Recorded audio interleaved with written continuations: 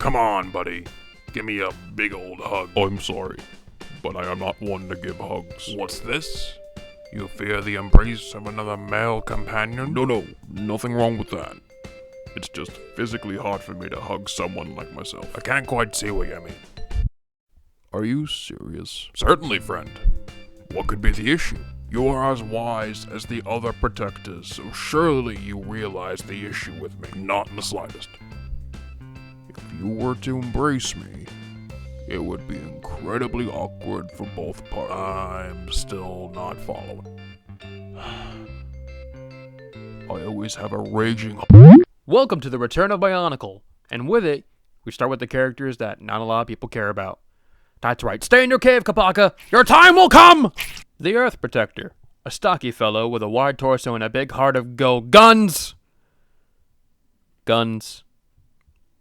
A striking color scheme of purple, black, and with a splash of silver. Hey man, purple, translucent purple. Oh yeah, you like that, don't you? Look at it, it's grace, it's beauty, it's so glorious. Oh, it's so pretty. Oh, I have no use for this at all. I have no idea what to use these pieces for. In the slightest. I probably should talk about the skull spider that comes with this set. And do not be fooled. It is not glow-in-the-dark plastic. I mean, look at this. Nothing! You can't attach the protector's mask to attach the skull spider onto the face. It secures well if the front of the legs hang down to the chest and the hind legs go over the face, but hey, it works.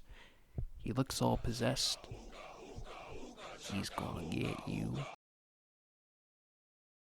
Hey, eyes up here. Or for the more perverse, let's look at his chest, which holds the gimmick of the protectors, the new 6-stud launcher. Which honestly, I think it's the most creative use of this little piece, by integrating it into the body itself. The weirdest issue of it all is that all the protectors have translucent studs for missiles, but the Earth Protector doesn't. He has solid purple.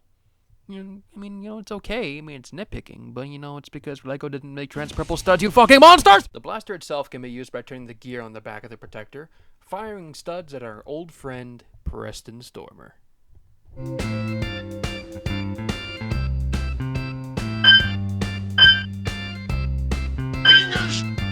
Let's check out the posability of the protector, who, well, I think he's pretty solid. Out of all the looks of the protectors, at the time I don't have the stone or the jungle one in possession.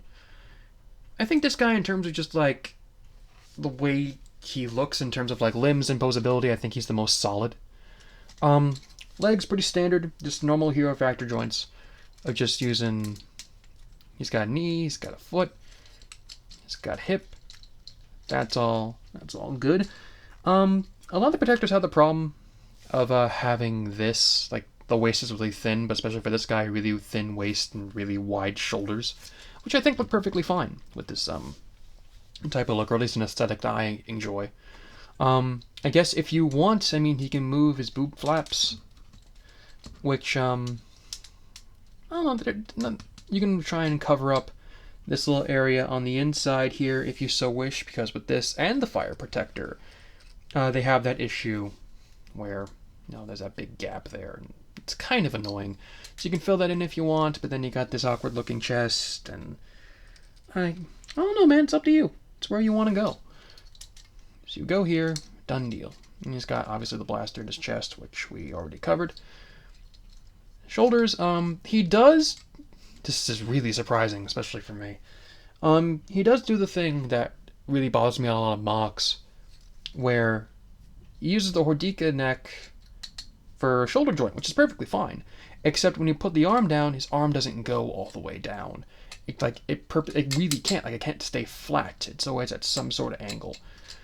Which, doesn't bother me because this guy's so bulked out, it doesn't necessarily matter, and it already looks like he can put his arms all the way down.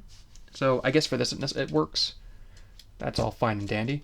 Other than that, he's got an elbow, he's got a wrist. You can spin his weapon thingy, which, it's kind of cool. It's half of a mace, and it gets the job done. Same thing the other arm. He just got little like earth blades, stone blades. Guess you can go with that. And then, he's got a neck. Works all fine and dandy. You can use the new gimmick of hitting this on the back and launching his mask straight away. And then he's got this really, like, new generation, like, Metru head. And then if you want, you can just jam the spider, who I completely lost. I don't know where he went. Oh no. Oh, I found him! He lives! You can just take him and cram him on there. Even though he lost a leg in the war. You can just put that there. Curl that around. And there. Got a good old little possessed protector man. And something I found out that a lot of the protectors can do this. If you move these hindwinds out of the way, you can try and finagle this and get... Let me just try and get a good enough look into this. You can clamp this onto the little bit here where the red axle goes and get the protector's mask right... Whoa! Now studs are falling off. Whoa! Whatever. But, yeah, there we go. That kind of works. You can just clamp this back on. And now you don't have to... You can leave this on if you want and still have the protector's mask. Whoa! And have the protector's mask still there for storage if you so desire. So, yeah. There we go. So, this is the new Bionicle. I mean, you need to find out how durable this guy is. So, let's find out how durable he is. Right now!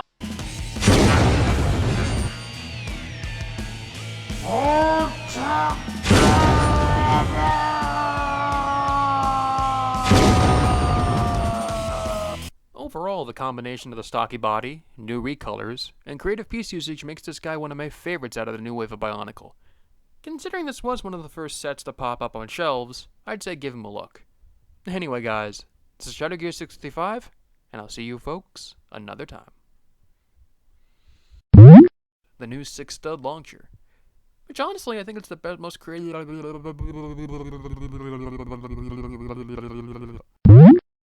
The blaster itself is... Wow. Wow. Wow. I didn't want to hit Skype. Oh boy.